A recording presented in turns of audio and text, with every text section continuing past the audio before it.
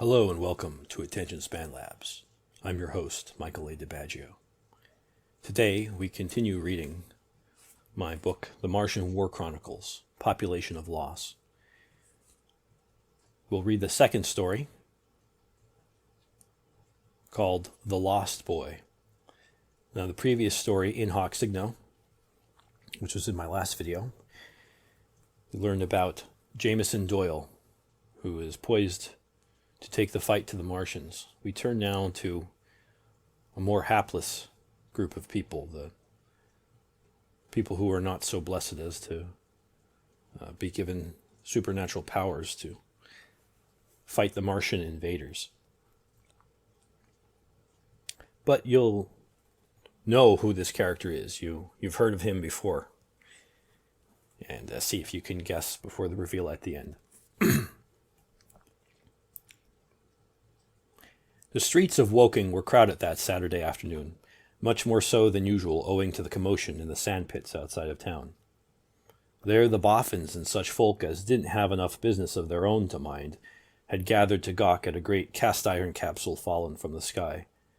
Some knaves chattered ridiculously that it had come from the planet Mars, and some others were fool enough to believe them. Most sensible people agreed that it was a shell launched by that giant German gun, a boast from the Kaiser that Her Majesty was sure to answer in a way not to the liking of her churlish grandson. Then there were a few people who hardly gave a thought to such matters, and one of them was a young lady. Let's call her Mary, as so many young ladies are, for no one knows her name for sure. A new mum, very pretty and proud of her baby boy, whom she pushed around in a cozy little pram. All her thoughts were on this little boy, who was born the previous Sunday Eve, nearly a week old now, and was to be baptized tomorrow at Old St. Peter's, the church of his namesake. Now, it was generally believed to be bad luck to take a child out before he was baptized, but Mary wasn't raised to be superstitious, and this strong young girl had been cooped up in bed for too many days, and now that the weather was bright and sunny, she felt she just must have some air, and it would do no good to go promenading without little Peter, since all the neighbors would be asking about him. And she went alone because her husband, a strapping young lieutenant in the 11th Hussars, had to be about on maneuvers. Poor Mary might have been better off if she'd been a bit more superstitious, because she never made it home that day, or at least not the home she was expecting. But then again, many people in Woking who stayed in their homes and businesses fared no better, and expired in the flames or under collapsing timbers. It was the oily black smoke that did in Mary and her darling little boy, sadly unbaptized, as I have already reported. When the sun went down, the smoke had mostly cleared, and the bodies lay in the streets right where they first fell. For a little while, there was no more commotion on the streets of Woking, and then, gradually, it returned. The rats came out, along with a few mewling cats to pester them.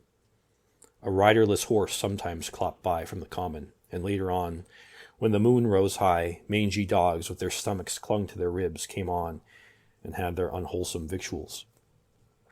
At midnight, the beasts were joined by other things that came around at such times as this. Things without form or flesh. At least not the flesh that you are used to.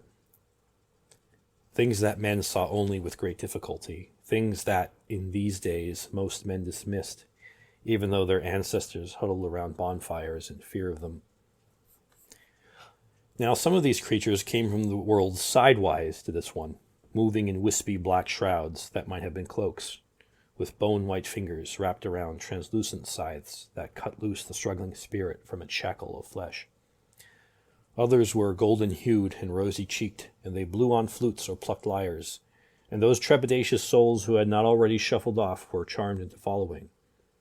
Some they led to good destinations, and others to not-so-good ones, but the weak, sickly spirit of little Peter they passed by. That forlorn Newman could barely even peek outside the prison of his own eyes, through which he could only dimly see the other dead folks go marching. Deep into the night, some other creatures came by, clad in form and flesh somewhat more like what you're used to, and they had a look around. They laughed a bit, and generally approved of the change. "We haven't had a walk around here in quite a long time," one of them said. Feels good to get my toes in this old dirt again. Yes, but they've made quite a mess of this place, said another. Now these were wicked-sounding words, but the creatures weren't really wicked, no more than a bear or a lion is wicked. Cruel, perhaps, and certainly savage. But they lacked that divinely bestowed discernment that made men culpable for his sins. These creatures were the Fae. It'll take a good long time to be put back to right, agreed a third. If they don't come back. And they all had a look around, and some of them thought that maybe this time the men really wouldn't come back. Then the world could return to what it used to be, back when it was still old, but young in their memory. For the Fae had lived in these isles when they were greener and more pleasant, before even the first brute men in shaggy cloaks trod across the dry English Channel. A fairy of the airish sort, a pixie with bright butterfly wings, fluttered over little Peter's body, and for the first time that night, someone paid him notice. Now this pixie was a girl, or at least a girlish sort of fae, for sex, like the other human qualities they adopted, was more of something they aped rather than something they actually possessed. And she had learned to ape some other human qualities in line with her sex, like sympathy, affection, and even a desire for motherhood. Like all fairy qualities, even the positive ones, these were not fully wholesome attributes, and so she didn't react to the sight of poor Peter's suffocating spirit the way a human would have. Instead, she felt a selfish delight, like a child who finds a discarded toy in the rubble of a burned-down house. "Come out, little boy," she cooed as she bent down to his prison, and beckoned him out with her finger. Out rose his weakling spirit, slowly, cautiously. A breath of sweetness, a struggling flicker of light, an echo. Little Peter's Newman was none of these things, but might remind you of each of them. "That won't do, little boy," she giggled. "Don't you know what you are? Don't you know how to behave?" The fairy danced around him and waved her arms and her wings, and he floated up like a feather.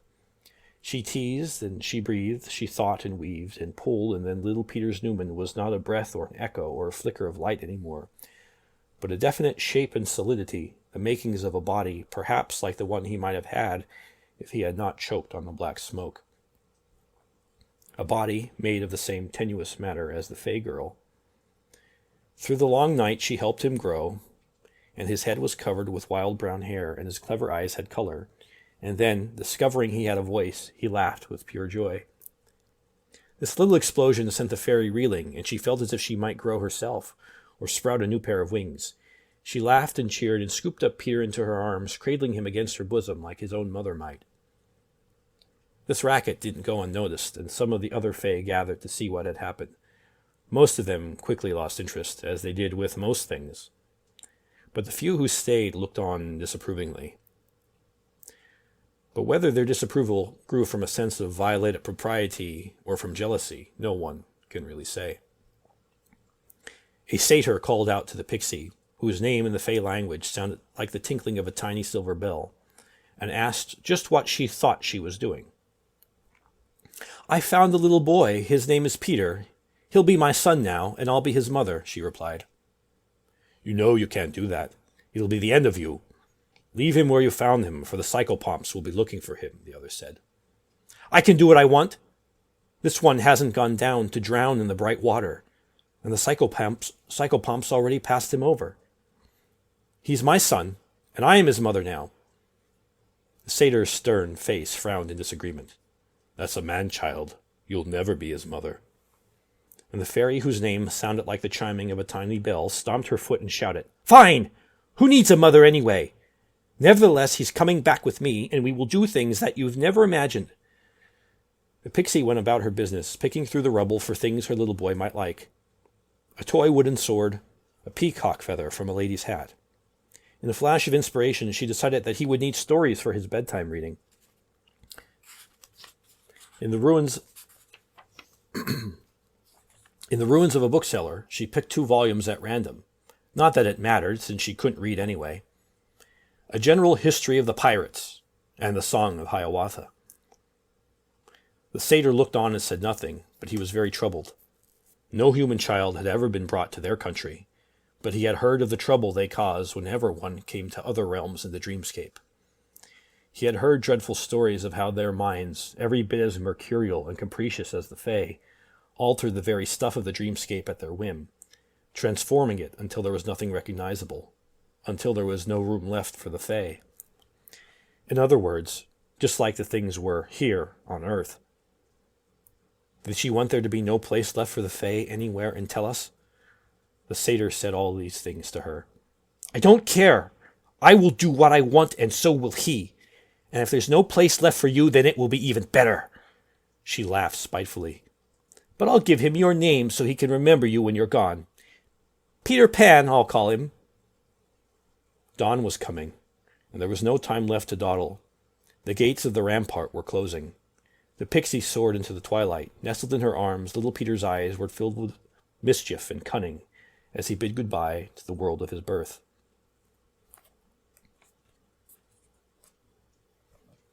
So did you guess it before the reveal? I hope you enjoyed that story. Please let me know what you think in the comments. And be sure to subscribe because I have more weird Martian war stories and other weird superhero and action adventure stories to come up to read to you. Thanks for joining me. Attention Span Labs signing off.